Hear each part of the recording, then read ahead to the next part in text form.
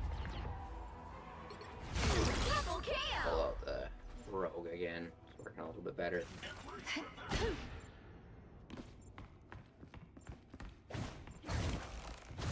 Plus 25-second cooldown. I forgot how long that was.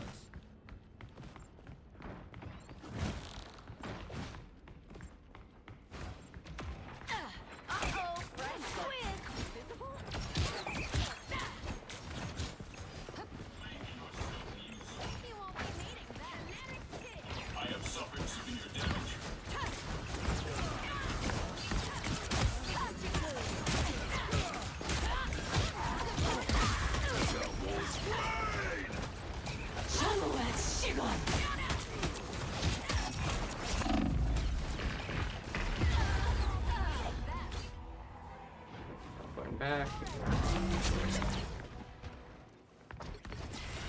Their team's capture progress has passed the halfway point. I did like a whole ass combo on that one dude and got a kill at least.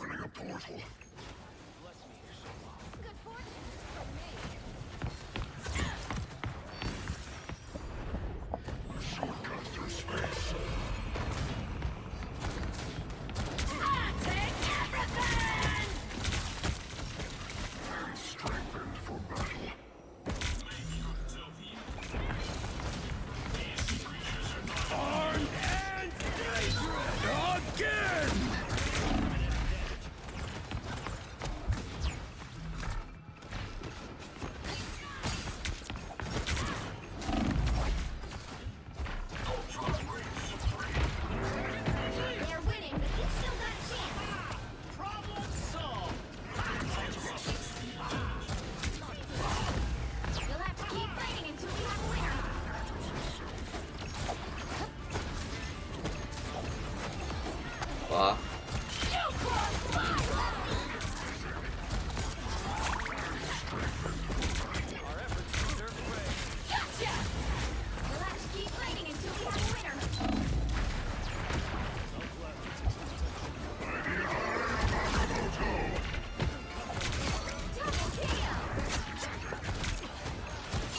I won't lie, that play was sick as hell. I can't believe I survived that. Damn. Well, at least all my quick play matches went well. That's a upside at least. One of them was definitely a bot game, that first one. Well, I guess I can tell I've been streaming for a while. My cat came to seek attention. Oh, this MVP is so sick. It's not my favorite Iron Fist skin, but the MVP goes hard as hell with those impact frames.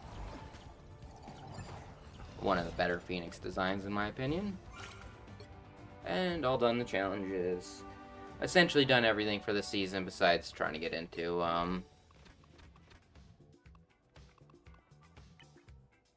really all I wanted for it was the crest, which I technically have one already. It's just a little bit less cool in my opinion.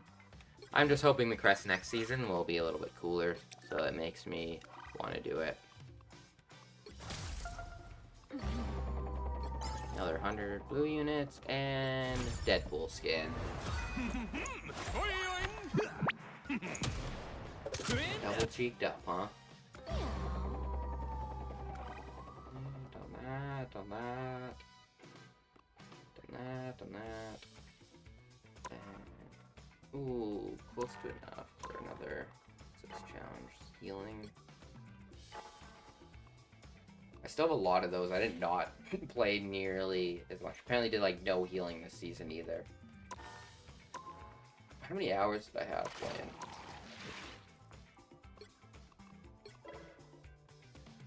Only 6 hours. That is not a lot. What did 7.5? 3 hours. It's like 10 hours this season I played. Well, I got my win rate back up to 50% at least. It's not negative.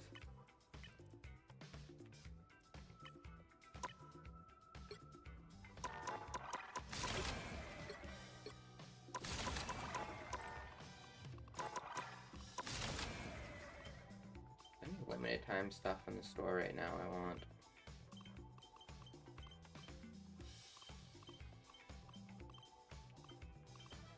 This Peter Parker skin is pretty cool. I just don't play Spider-Man like that. Although this bundle would maybe be more worth it.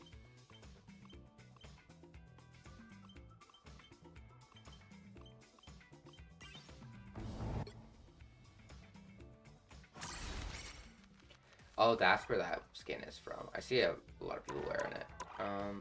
I used to get like every pack that came out, but they started putting out like way too many that I started not caring.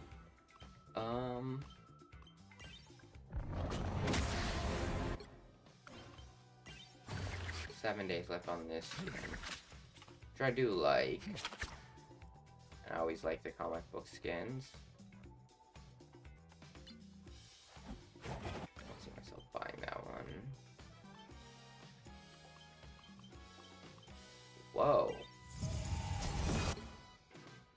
When did this come out? I don't even think I saw this.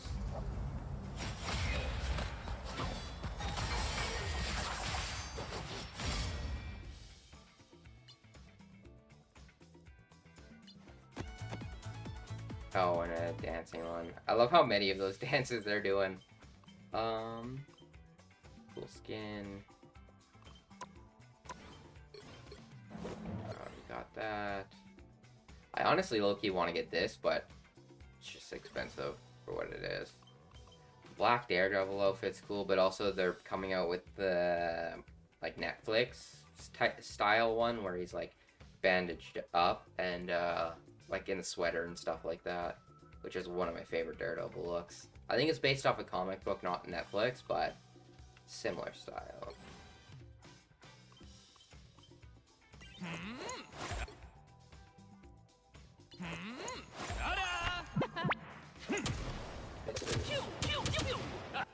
Absurd prices of all those. So a lot of great accessories to get. I've been slowly stacking up my amount. Yeah. Alright. Well, I just wanted to see what all the skins are. I'll probably wait for a new one. Honestly, of all the skins, I kind of regret not getting... I don't think you can buy it anymore. I could be wrong, but let's go Spider-Man.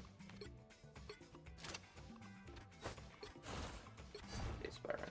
I just don't play him, but he gets a lot of cool skins. Oh no, Man Spider's still available. This skin is sick as hell.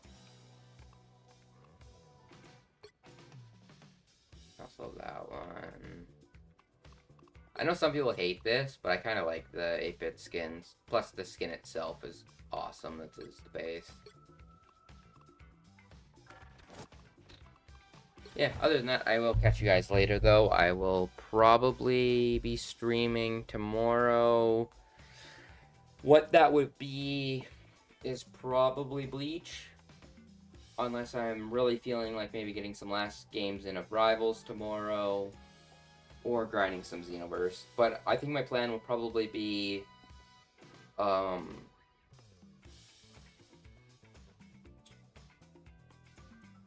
Just totally lost my train of thought.